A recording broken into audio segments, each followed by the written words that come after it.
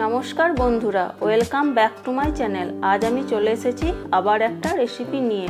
আজ আমি বানাবো গুঁড়ো দুধ ও চাল গুঁড়ো দিয়ে সন্দেশ। ভিডিওটা দেখার পর অবশ্যই একটা লাইক ও কমেন্ট করবেন। আপনাদের একটা লাইক ও কমেন্টে আমাদের মনের জোর অনেকটাই বাড়িয়ে দেয়। তাহলে আসুন দেখে নিন কীভাবে বানাচ্ছি।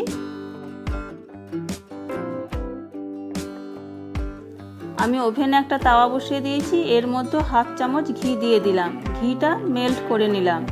এবার এর মধ্যে হাফ বাটি চালের গুঁড়ো দিয়ে দিলাম। 1 থেকে 1.5 মিনিট মতো চালের গুঁড়াটা নাড়াচাড়া করে নেব। খুব বেশিক্ষণ নাড়াচাড়া করলে হবে না, ব্রাউন কালার হতে দেওয়া যাবে না। এবার আমি এটা নামিয়ে নেব।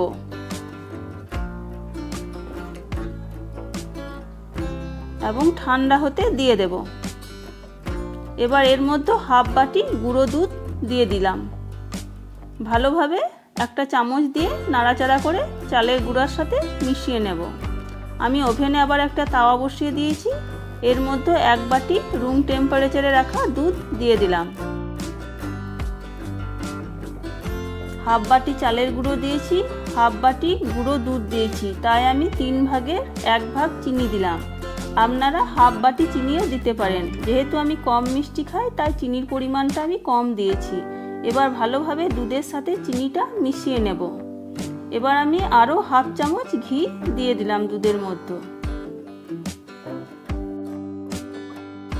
এবার দুধের সাথে ঘিটা ভালোভাবে নাড়াচাড়া করে মিশিয়ে নেব।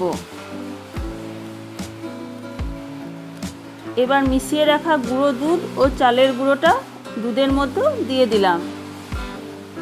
এবার একটা খুন্তির সাহায্যে গুঁড়ো দুধ ও চালের গুঁড়োর মিশ্রণটা দুধের মধ্যে ভালোভাবে মিশিয়ে নেব এবং স্টিমটা কমিয়ে মিশ্রণটাকে একটু শক্ত করে নেব। মিশ্রণটা একটু শক্ত হয়ে গেছে। এবার 4-5টা এলাচ থেতো করে রেখেছিলাম, এটা এর মধ্যে দিয়ে দিলাম। আরও 1 থেকে 1.5 মিনিট মতো আমি নাড়াচাড়া করে মিশ্রণটা আর একটু শক্ত করে নেব। মিশ্রণটা শক্ত হয়ে গেছে, এবার এটা আমি নামিয়ে নেব। আমি একটা প্লাস্টিকের কন্টেনার নিয়ে নিয়েছি। এবার এর মধ্যে একটা পেপার বিছিয়ে দিয়েছি। এবার আমি ঘি ব্রাশ করে নেব। এবার মিশ্রণটা কন্টেনারের মধ্যে দিয়ে দিলাম।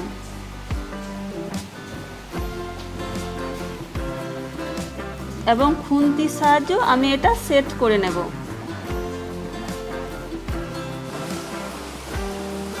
আমি হাতে করে একটু চেপে চেপে আমি শেপটা একটু ঠিক করে নিলাম। এবার একটু গার্নিশ করে নেব। কিছুটা পেস্তা এবং আমন্ড কুচি এর মধ্যে ছড়িয়ে দিলাম এবং হাতে করে একটু চেপে চেপে দেব, না হলে আমন্ড ও পেস্তা কুচিগুলো ছেড়ে যেতে পারে। এইভাবে এবার এটা আমি 2-3 ঘন্টার জন্য রেফ্রিজারেটরে রেখে দেব। আমি আবার 2 ঘন্টা পর ফিরে এলাম। এবার একটা প্লেটের মধ্যে এটা ঢেলে নেব।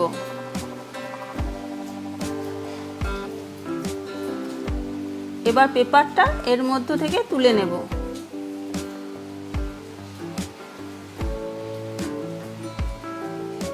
দেখুন দেখতে কতটা সুন্দর হয়েছে। দেখতে যতটা সুন্দর হয়েছে খেতেও ততটাই সুন্দর হবে। এবার একটা ছুরির সাহায্যে আমি এটা কেটে নেব।